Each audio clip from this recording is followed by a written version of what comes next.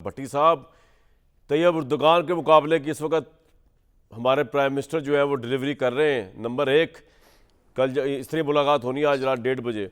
और दूसरा, I think Imran Khan को तो कि रिलीज के कॉज को तो बड़ा धचका पहुंचा है इस सारे सिनेरियो से, जो बात हो रही थी ब्रेक से पहले।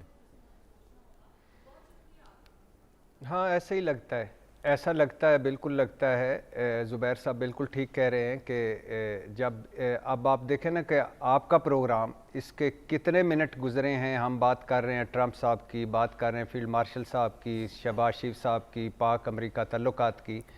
तो एक तो अटेंशन डाइवर्ट हो जाती है, दूसरा इस खित्ते में जो चीज़ें बदल रही हैं वो उस तरफ टेंशन है, तीसरा बहुत बड़ी कामयाबी अल्लाह ने पाकिस्तान को दी जो ट्रंप साहब से एक के बाद एक मुलाकातें हो रही हैं, और दूसरा सऊदी पार्टनरशिप और खलीजी मुल्क पार्टनरशिप, शंघाई कॉन्फ्रेंस। तो डेफिनेटली ये फ़र्क पड़ता है, लेकिन जहाँ ये सब कुछ है वहीं जिस रिपोर्ट की ज़ुबैर उमर साहब बात कर रहे थे, उसी रिपोर्ट में है कि सियासी अदम इस्तेकाम कारोबारी एतमाद को तबाह कर रहा है।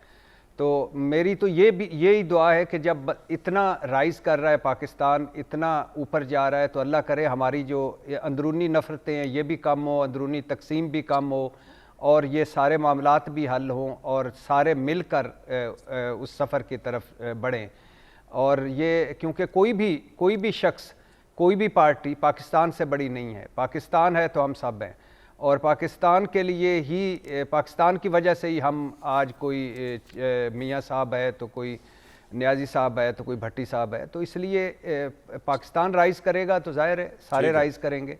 लेकिन फिर वही बात, और वो बात ये है कि ये बड़ा अहम मौका है पाकिस्तान के लिए, अपने कर्ज़ों के हवाले से, अपनी महंगाई के हवाले से, अपनी बेरोज़गारी के हवाले से, गुर्बत के हवाले से, और इस दहशतगर्दी के हवाले से, और इस खित्ते में फिर से इस जिस मकाम पे हम पहुँचे हैं उस मकाम पर कायम रहना चाहिए, उस मकाम से आगे जाना चाहिए, पीछे नहीं हटना चाहिए।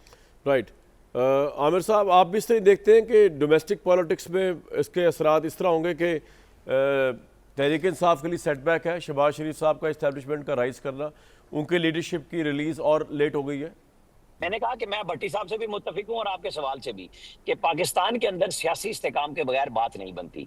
अच्छा, मैं इत्तेफाक से 2 दिन से यहाँ न्यूयॉर्क में हूं, तो मैं एक ऐसे साहब के साथ भी गपशप हुई जो दिसंबर और जनवरी में जो डील कराने के लिए, मैं तनवीर साहब की बात नहीं कर रहा, एक और साहब जो यहाँ आते रहे और मिलते रहे, एस्टेब्लिशमेंट इमरान खान की डील कराने के लिए। ठीक है जी जी, आते रहे, और उनका आखिरी तजरिया ये था कि उसको नंबर 1 पहला धचका पहुंचाया बेगम बुशरा ने जब वो डी चौक चली गई अपनी मर्जी के मुताबिक, और दूसरा उनका ख्याल ये था कि उन लोगों ने नुकसान पहुंचाया पीटीआई के जो यूरोप अमेरिका में बैठे हुए हैं कि जी ट्रंप आ रहा है और हमें बातचीत का सिलसिला हुकूमत से रोक देना चाहिए। वो आज भी अफसोस करते हैं कि ट्रंप ने तो एक बात नहीं की और पीटीआई ने अपने लीडर को निकालने का मौका तबाह कर दिया जब बातचीत एक बेहतर अंदाज में चल रही थी। तो सोचना चाहिए कि जो मुज़ाकरातें कार हैं वो भी ये सोच रहे हैं कि पाकिस्तान के लिए करना चाहिए।